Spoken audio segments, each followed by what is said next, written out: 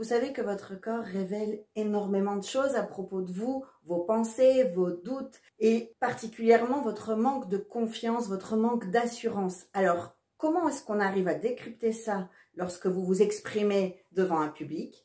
Eh bien, il y a déjà ces mains dont on ne sait pas quoi faire et qu'on va malaxer pendant tout le temps, qu'on va pitcher son entreprise ou qu'on va devoir animer une partie de réunion.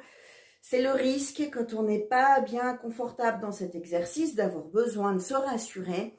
Et ce geste va montrer que vous n'êtes pas confiant dans ce que vous êtes en train de faire et ça peut toujours être interprété comme un manque de compétences. Donc, évitez de faire des gestes qui montrent votre état émotif. Le deuxième élément qui va indiquer un manque de confiance chez vous, ça va être votre regard un peu fuyant ou vers le bas. Vous avez du mal à garder un contact visuel parce que vous êtes mal à l'aise. Et c'est ok que vous soyez mal à l'aise dans un exercice qui n'est pas si facile, qui n'est pas facile du tout d'ailleurs. Tout le monde a des doutes avant de devoir se lever pour prendre la parole devant une assemblée. C'est normal. Mais contrôlez ça. Regardez les gens à qui vous parlez. Montrez un peu d'assurance. Levez le menton.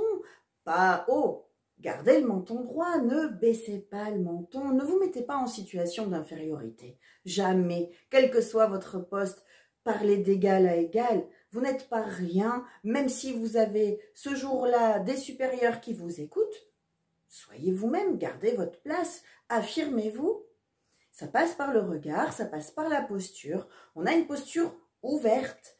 On ne s'avachit pas au bout de 2 minutes d'exercice ou de 30 secondes si c'est un pitch. Restez ouvert, vous vous adressez avec assurance. Et ça passe par ces épaules redressées, ce menton droit et une gestuelle fluide. Ne fixez pas vos gestes, illustrez vos propos avec vos mains. Ça vous donne une certaine confiance. Comme on en a parlé, si vraiment pour vous c'est un exercice trop difficile, prenez un stylo. Vous gardez un stylo dans vos mains et ça va vous rassurer. C'est une petite chose, mais ça fonctionne. Donc, essayez. C'est un petit tips comme ça.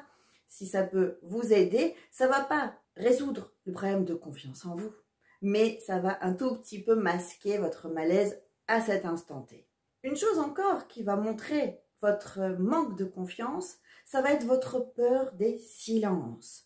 En général, quand on n'est pas super à l'aise dans un exercice, on veut le compresser dans un temps minimal. Alors, d'une part, on parle trop vite et on comble chaque silence, chaque blanc par un ou donc. Alors voilà, vous voyez où je veux en venir? On utilise plein de petits mots pour combler les silences. Mais non, ne le faites pas. Les leaders, les personnes qui ont du charisme, acceptent les silences. Au contraire, même, ils en jouent parce qu'ils savent que c'est dans ces moments de silence que les gens refixent leur attention sur eux en se disant « Ah, il y a un silence ».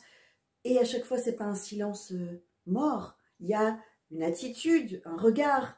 Il y a cette envie de faire passer un message. Ça passe par ce contact visuel et parfois par des petits silences. C'est 1 seconde, 2 secondes, c'est pas long. Je ne parle pas de faire 1 minute de silence, loin de là.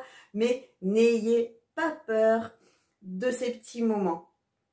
Et là où je veux en venir avec cette vidéo, c'est que si l'on perçoit des signaux de manque de confiance, même si c'est pas clair, même si on n'est pas formé pour les décrypter un par un, comme je vous le fais dans mes vidéos, on ressent qu'il y a quelque chose qui colle pas. Et malheureusement, c'est humain. On va se dire, j'ai pas confiance en cette personne. Je sais pas, elle a pas une super énergie, ou on voit qu'elle est pas à l'aise. Peut-être qu'elle est pas assez formée, pas assez compétente, ou le produit dont elle parle, elle en est peut-être pas convaincue elle-même. Vous voyez toutes ces réflexions qu'on peut se faire simplement en observant quelqu'un qui parle debout face aux autres. On va avoir plein de micro-jugements, c'est des petites choses, mais qui vont contribuer à une première impression. Et si elle est pas bonne, si vous n'avez pas été à la hauteur de l'exercice, on va tirer des conclusions hâtives et vous aurez du mal à rattraper tout ça et à re-inspirer confiance. En fait, c'est ça que vous souhaitez, qu'on ait confiance en vous,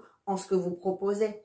Si vous montrez la moindre faiblesse à ce niveau-là, si vos doutes sur vous se voient, on va les entendre comme des doutes sur ce que vous proposez, sur les services que vous proposez ou sur l'entreprise que vous représentez. Ça concerne énormément d'entrepreneurs. Parce qu'on ne peut pas être bon dans tout. Déjà, ben voilà, on a créé notre entreprise, on a créé un produit ou un service. Il faut maintenant promouvoir tout ce qu'on a fait pour essayer d'avoir des prospects, puis des clients. Et tout ça, ça demande plein de compétences. On ne peut pas être bon dans tout. Faites-vous aider si vraiment vous ressentez que ce manque de confiance peut être préjudiciable pour vos affaires. Et rappelez-vous, vous n'êtes pas seul. Je coach des entrepreneurs, parfois des PDG de grosses boîtes, on ne dirait pas comme ça. Mais en fait, eux aussi, ils souffrent parfois de manque de confiance, manque d'assurance, une difficulté à vraiment exprimer leur leadership. Tout le monde a ses failles. On les montre plus ou moins, mais reconnaissez-les, osez reconnaître là où vous êtes un petit peu moins fort, moins sûr, et faites-vous aider. C'est comme ça qu'on avance, c'est comme ça qu'on progresse.